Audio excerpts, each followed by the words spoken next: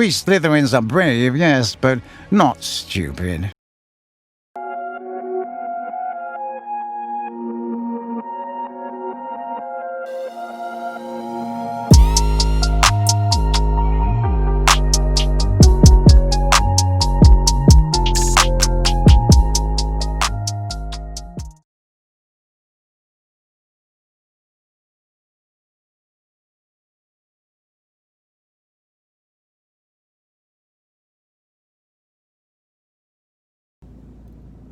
Hey guys, I am IB Hagrid and I'm gonna do a Harry Potter car mukbang. So today we are eating, I'm a pescatarian, so there's not very many choices for me to talk about, even though I really do love Taco Bell. So I have a Doritos Locos taco with red beans and rice. Well, the beans aren't red, but I have beans and rice. Okay. I have a black bean quesarito, and I have a cheesy bean and rice burrito with black beans. And I have water and a Baja Blast Freeze, okay? So what I'm basically gonna do is, go through chapter by chapter. I gotta get that hand sanitizer, I'm gonna go chapter through chapter and, just talk about Harry Potter. And in order to sort of stay out of the weeds, I think what I'm gonna do is make sure I only talk about the current chapter and chapters that have already passed, because I don't want this thing to get a little too dicey. Okay, guys, what we have on deck first is the Doritos Locos taco, and I like fire sauce, so.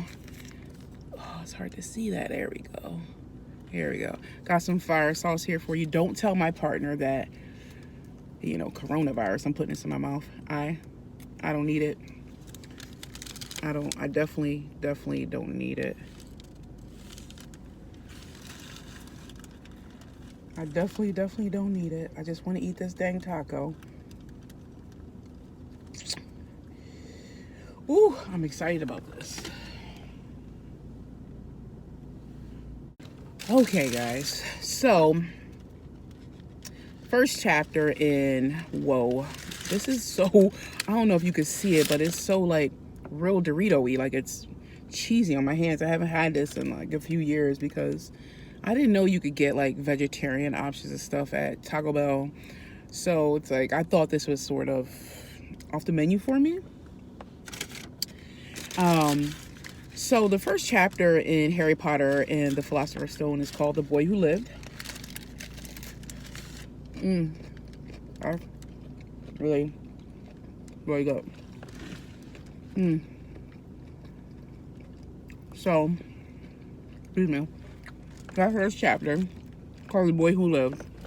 So, the chapter starts off with, and it's really annoying to me, but it starts off with us following Vernon, right? So, this is really good with just like red beans and rice in it. I don't know why I keep calling them red beans. Ain't nothing red about these beans. Black beans and rice is really, really good. I ain't need to discover this. I was staying away from Taco Bell, but not really.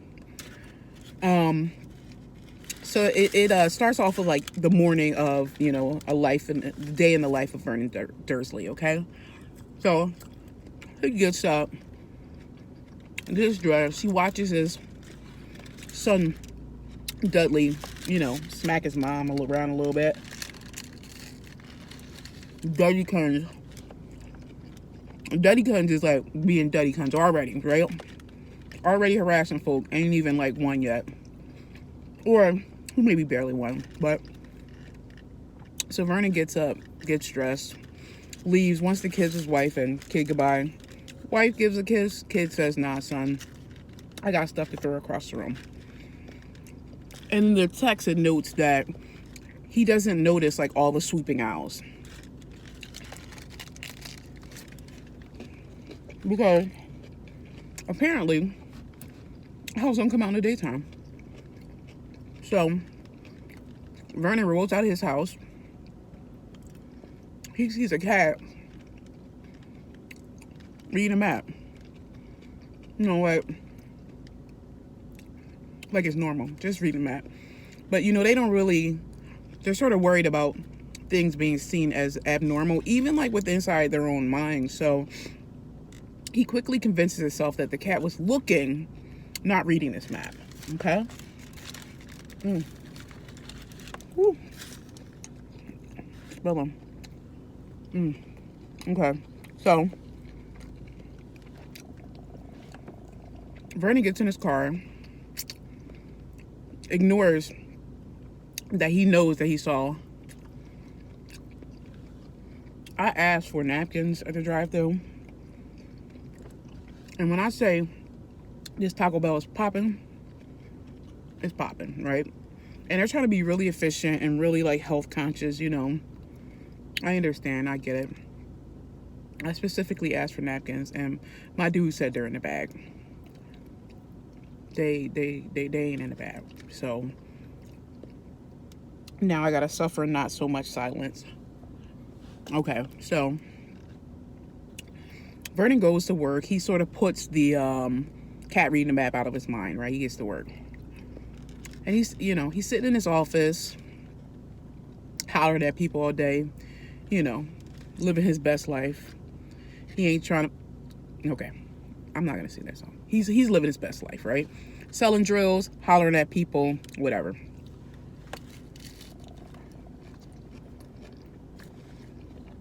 So, you know,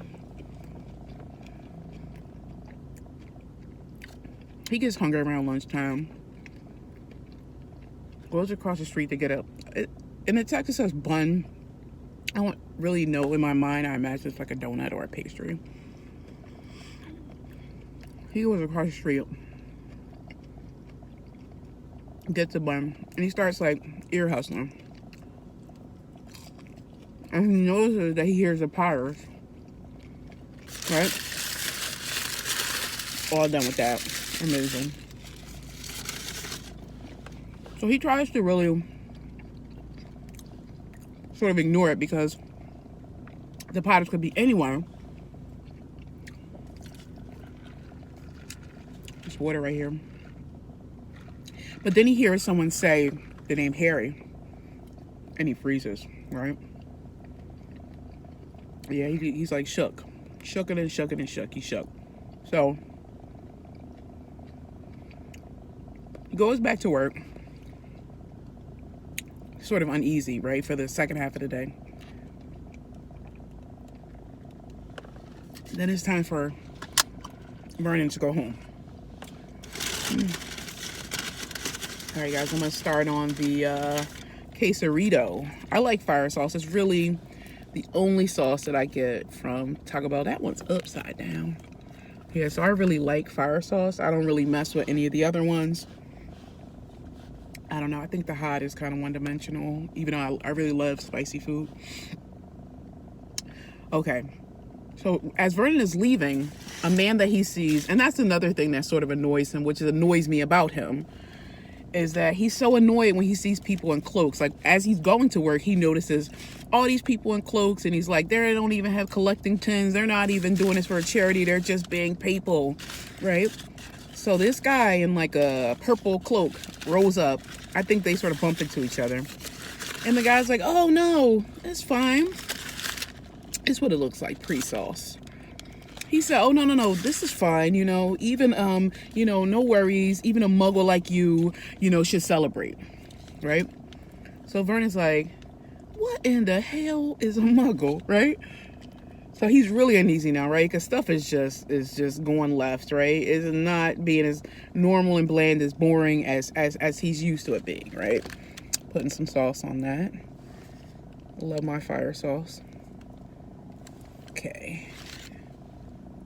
Don't tell her. I'm just hoping my immunity's got my back. He's got immunities. Okay. So Vernon gets in his car and he's mad uneasy. This is really good. Oh man, that fire sauce is fire. Okay, so Vernon gets in his car, heads back to Privet Drive, feeling beside himself. Man got ants in his pants. He got ants in his pants. He got ants in his pants, right? Because on the one hand, he doesn't want to upset his wife, but he also wants to tell his wife that, you know, this stuff is going on. So, about to have some Baja Blast.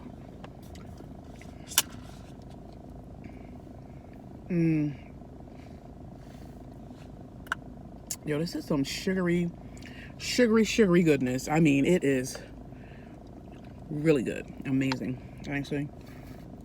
It like really counterbalances the savoriness of this. Okay. So Vernon, you know, rolls back up to his crib, pulls up the Privet Drive. That damn cat is still chilling in this place like that's where her litter box is, right? So he tells the cat to shoo. The cat gives him a look. I know you lying look, right? He goes into his house, right?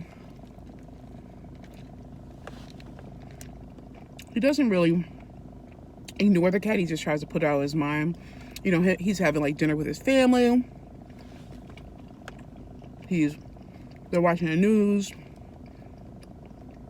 On the news, they're talking about shooting stars and owls being out during the day. And he's really uneasy, right? So he sort of hesitantly brings it up. He's like, "Oh, Petunia, dear, have you heard from your sister?" And as soon as he says that, she sort of tightens up, right? She gets tight. She gets swole. She gets tight. Because they really don't talk about her. They act like she doesn't exist. So she says, "No, why?" So she said, "Well, she'd have a son, right? About Dudley's age, right? Is his name Harold?" She says, "No, his name is Harry." Filthy common name, right? And he already know what it is. He already know that what he heard at his work was correct, right? But he doesn't tell her because he doesn't want to upset her, I guess, right? So Petunia ain't got nothing on her back. She go to sleep. Vernon just falls into a very uneasy sleep. And, you know, they think of the Potters as like different from them, right? Even though it's like a man, a wife, and a son, right? They're identical families, almost. They're identical families almost. But he's really uneasy that anyone would associate his family with their family or that they would have any of their burdens, right? So he falls asleep thinking, well, even if I did hear something about the Potters, they ain't got nothing to do with me and mine. None at all. We good. We good in every hood, right? Whew. Dang, one more. It's hard for me to remember like this is soda because I don't really drink soda. This just don't hit like soda hit. It's so good. Okay. So now we sort of switch from the muggle world to the magical world, right? And this is a thing that they skip in the books. I'm sorry, it's a thing that they skip in the movies that really sort of bothers me. You know, and it bothers me that they follow Durnan instead of Petunia, but that's a story for another time. I'm trying to stay out the weeds here. Okay. So, you know, the cat is just chilling. She said, "I'm gonna stay here all night if I got to." Right? Then all of a sudden she sees a man at the end of the street popping lights out, right? They go from light to dark. Whoa. She's messy. Trying to all right, so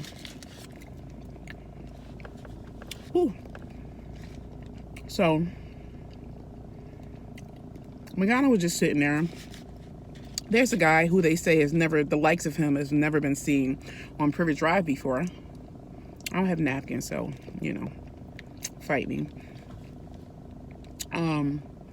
They say like the likes of this man have never been seen on Privet Drive before, right?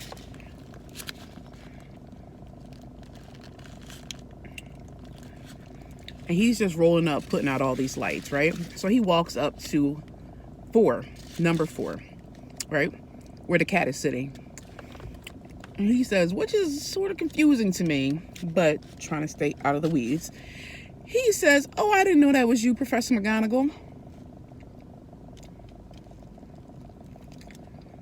And this has sour cream in it.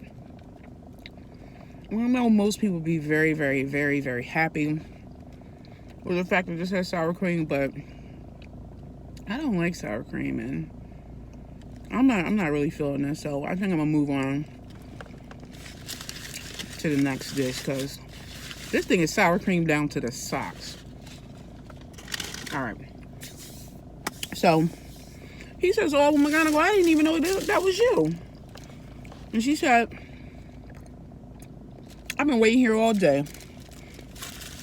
But what are you doing here, Dumbledore? And at this point, Dumbledore didn't put out all the lights. He chilling, eating candy, right? So if McGonagall ain't got nothing, McGonagall got questions, right? She said, I want to know what you're doing here. I want to know if the rumors are true. I want to know why Harry didn't kill Voldemort, right? Sis got questions, like pertinent questions. And you know what Dumbledore got?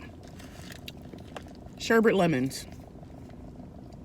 Dumbledore has, like, candy. He's more concerned with candy than these vital questions, right? I want to know how Harry defeated Lord Voldemort too. And she said something in the chapter akin to, like, how did he kill all these people? He killed all these people, but he couldn't kill one simple baby. Dumbledore know, but Dumbledore ain't telling us. If ever a man kept his secrets, it was Dumbledore. So Dumbledore says, yeah, you know, what happened was true. James and Lily are dead. You know, Harry, not so much. He's fine. So she's shocked. She says, oh, okay, well, where is Harry? And he said, our man Hagrid is bringing him. And she says, Hagrid? I mean, I ain't saying Hagrid ain't got a good heart, but, you know, Hagrid be messing up, right? So Dumbledore says, I would trust Hagrid in my life. Hagrid's bringing him, right? And so McGonagall was like, okay, all right, fine. You trust that man with your life, but why is he bringing that child here? So Dumbledore says, well, you know, this is the only family he got. This is where he needs to be posted up for at least the next 10 years, you know. So McGonagall was like, I know you lying, Dumbledore. These people are horrible. I've been watching them all day, right? She said they won't know how to deal with him. They won't know how to take him. He doesn't have a place here, right? The little boy is horrible to his mom. She was kicking him up the street, asking for sweets. Now, I don't know. I mean, I know we could think about them as bad parents, right? But who is giving their baby, like, candy? Like, that's you a bad parent. I'm not gonna say that. I'm saying that if I got a kid that's 1 or barely 1 and you hitting me as, like, for candy, okay. All right. So Dumbledore says to her, no, I understand what you're saying. I got you, McG. I understand. But, you know, Harry would not be a level-headed child if he lived in a wizarding family, because he's already famous for something that he's not aware of, that he really wasn't, you know, akin to. It's just something that happened to him, and he'd be famous, and then how would that alter him, you know? So she thought about it, and she said, okay. So as she's contemplating this, our man Hagrid rolls in on a huge motorcycle, right? So Hagrid, they say that Hagrid is twice as big and 5 times as wide as the normal man, right? So he's a big dude. They don't say that he's a half giant just yet, but he a big dude, right? Dora asks for Harry. They leave Harry in a basket on the front steps with a letter. And then Dumbledore says, nah, it's time to go celebrate. We didn't do what we had to do. We got our task completed.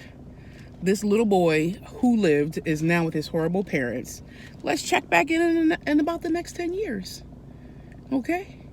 All right. We checking back in the next 10 years.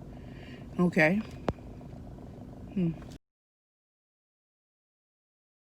Hey guys, I have some chapter questions. I'll leave a link in the description, and I'll actually put the questions and answers on the screen as well. Okay, I'm just reading them here. How many times was Muggle/Muggles mentioned in The Boy Who Lived? What company does Mr. Dursley work for? What was the secret that the Dursley were worried about getting discovered? What was the first kind of owl seen on Privet Drive? What floor is Mr. Dursley's office located on? How many people did Mr. Dursley yell at on the day he who must not be named was defeated by Harry Potter? What is the name of the local weatherman who reports shooting stars? How many lights are there on Privet Drive? And how many did Dumbledore extinguish with the put-outer? Who does McGonagall suspect of creating shooting stars in Kent?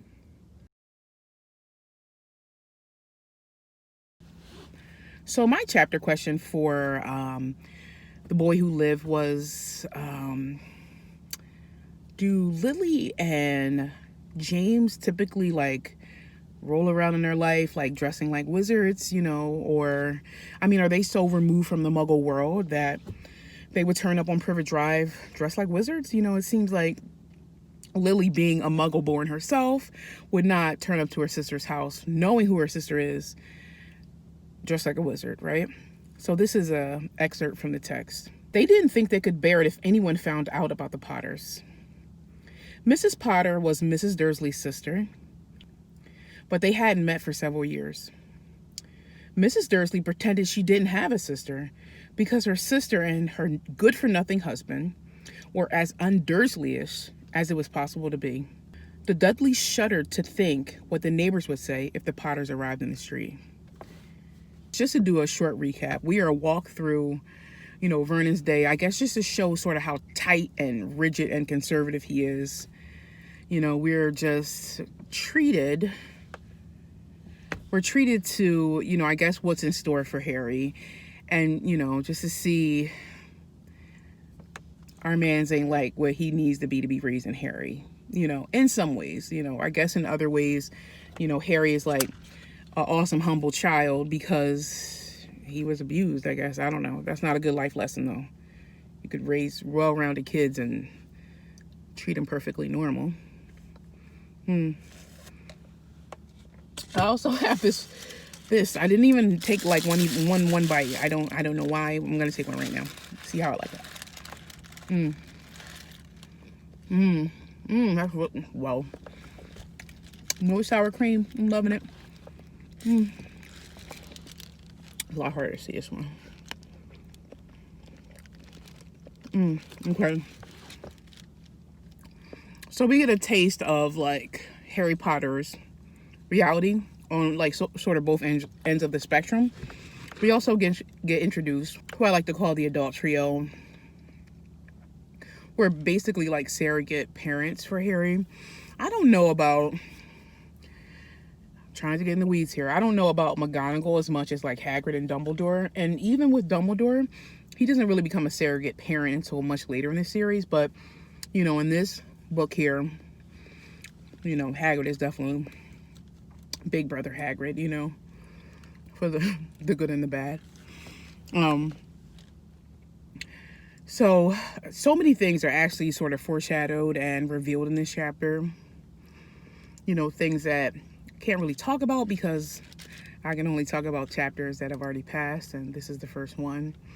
I like to look at it and dissect it and see how much JK really did know where she wanted the series to go just based on this one chapter. My favorite chapter is coming up in a few chapters. Keeper of the Keys. Can't wait to get there. It's going to be a party for sure. Let let me know what you guys think about like The Boy Who Lives, like maybe together, because I haven't really, I'm sort of always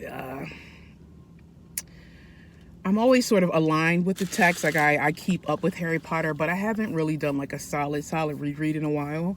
So I'm hoping we can together build some ground up knowledge. Maybe we can become trivia bosses together. So let me know, guys, in the comment section, you know, what your favorite part of this chapter was, or what you took away from it. You know, little things that you could see that were foreshadowed, you know. I really appreciate you guys being here with me. So, you know, for all my Potterheads and future Potterheads, you know, I'm signing out. Hit me on my next little chirp, okay? Bye.